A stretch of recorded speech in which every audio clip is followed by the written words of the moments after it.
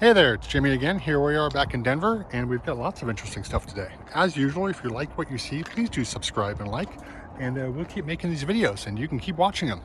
Today we have something really cool. This is a 2001 Jaguar XJR. This is of the X308 generation, which debuted in, what, 98? Carried through to about 2003. But this is the top dog. This is the supercharged version. Really cool. This is it's interesting. The body style on the 308 is similar to that of the prior X300.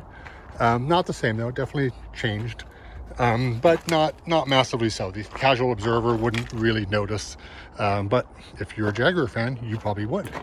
Obviously, the biggest thing is it's quite a bit different from what came before it, which was the old XJ40, which we happen to have an example over here. The XJ40, for example, is starting to be more popular these days, I think, but for a long time it was really not considered a great Jaguar. But anyway, getting back to modern days, the X308 XJR, super cool. This one is, well, obviously something is majorly wrong with it, but it looks in great condition. It's a gorgeous metallic blue gray with these fantastic alloys fitted to it, which look great. I'm shocked that no one took those. But man, this thing, I mean, it just, you know, there's a lot of criticism that Jaguar really hadn't updated their styling in decades, and that's not invalid. However, the styling works. It's a fantastic look. It's classic.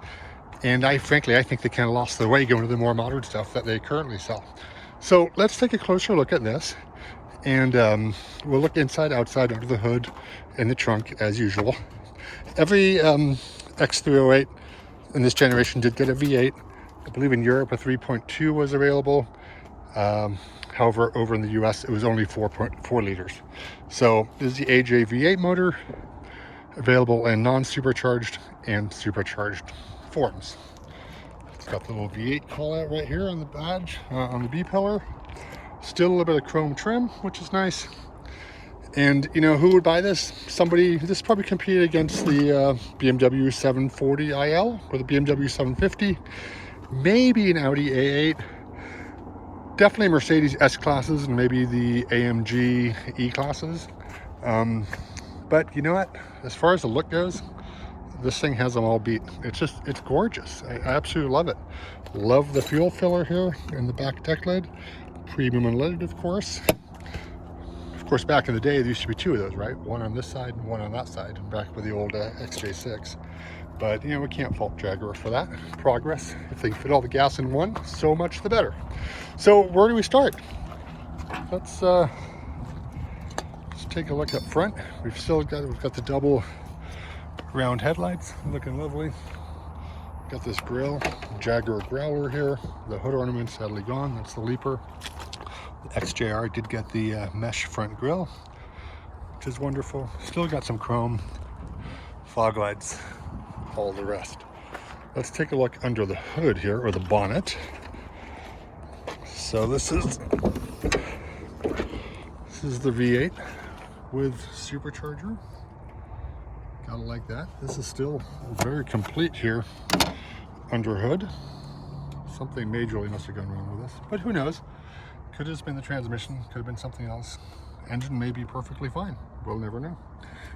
These had 370 horsepower, 387 pound-feet of torque, all routed through a Mercedes supplied 5-speed automatic gearbox.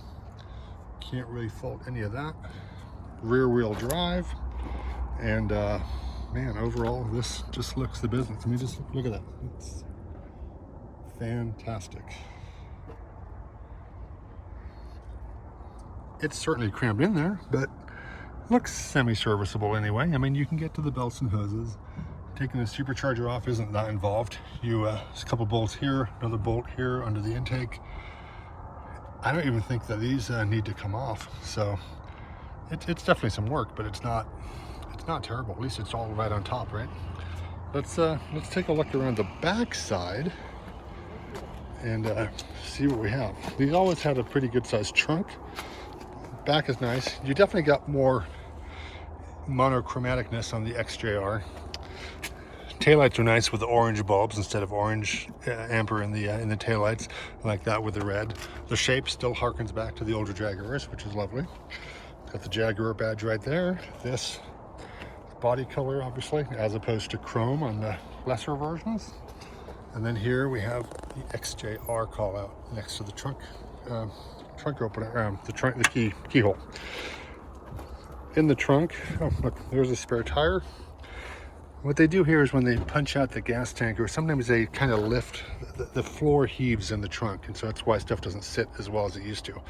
But that spare tire would have fit in there, and then this cover would have fit on top of it, would have been flush, and there would have been quite a bit of room. I mean, I guess it's not super deep, right? I mean, the whole thing is kind of shallow here in the back, but still, you can fit golf bags and everything else.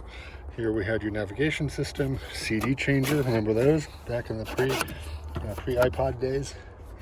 No pass-through because the gas tank's under there. But you did have a fuse box in the rear, and there was another one in the front, I believe. So 2 fuse boxes, lots of electrical stuff to hopefully work well. And you know, this generation of Jaguars actually was significantly better as far as electrical stuff goes than the older generations that they were definitely somewhat maligned for.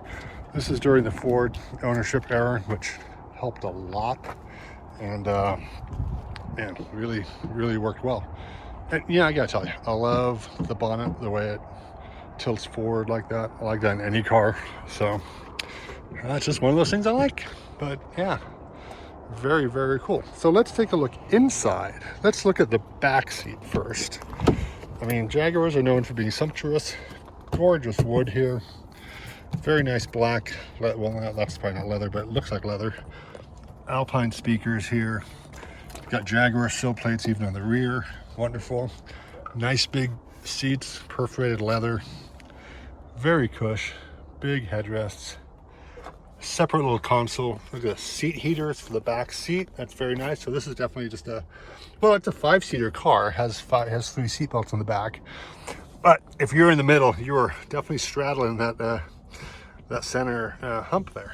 So, and let's see, this folds down, and there's somebody's socks back there. It's good to know.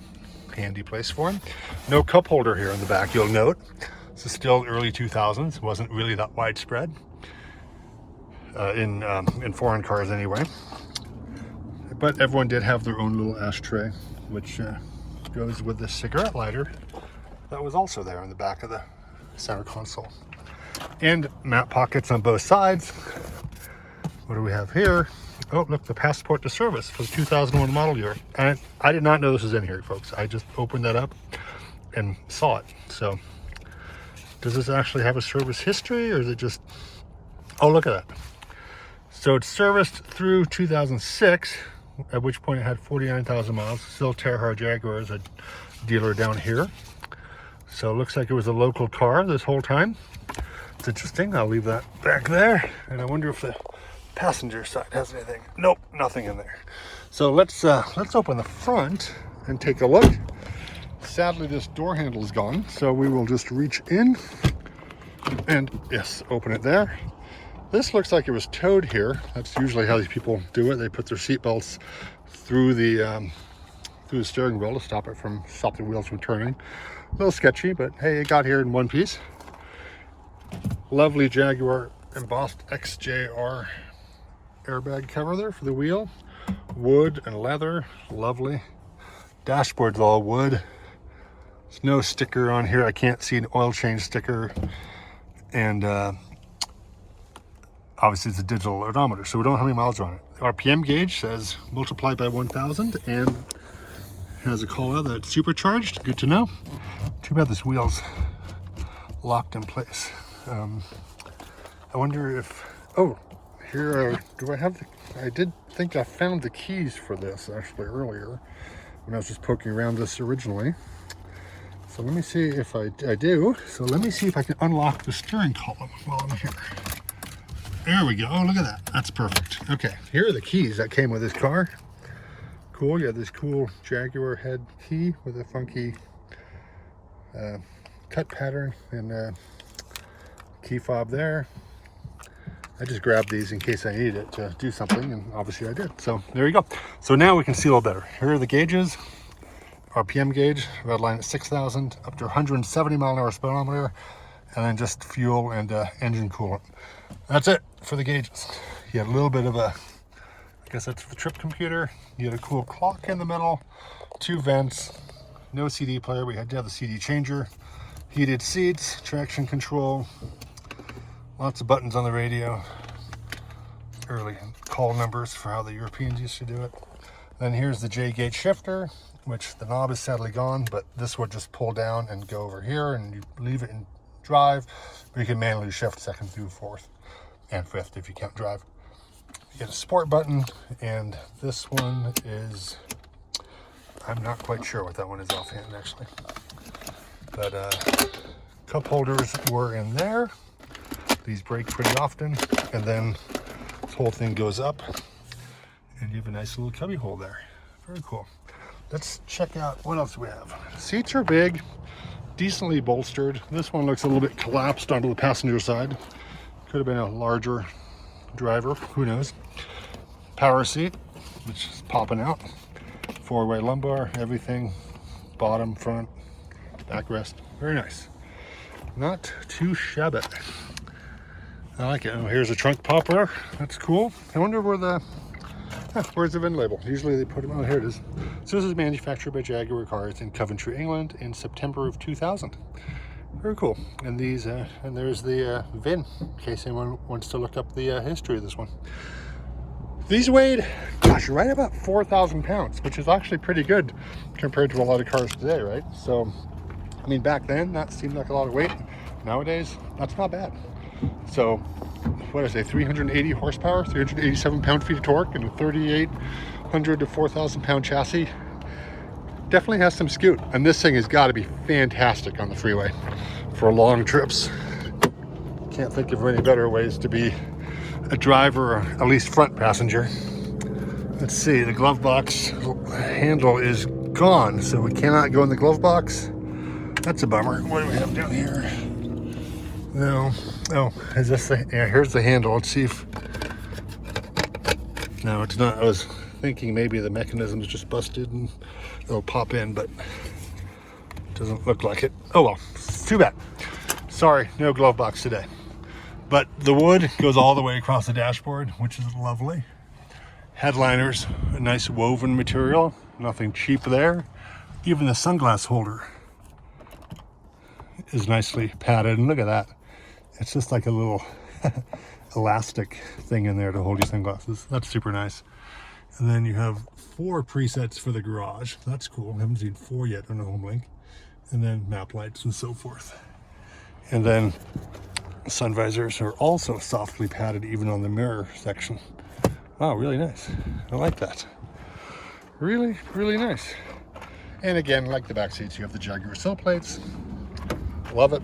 Yeah, so I don't know. What do you guys think of these? I'm sure you guys must like these. I mean, how could you not like it? I don't know if you'd want to maintain it, pay for service and maintenance. Yeah, maybe not.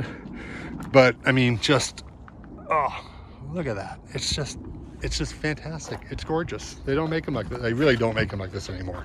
New cars are better, safer, sometimes faster, but many of them do not have anywhere near the style that this one has. So there you go. If you liked what you saw, please do hit subscribe and like, turn on notifications, and we'll keep making these. So thank you very much for joining me with the 2001 Jaguar XJR. Thank you very much. Bye-bye.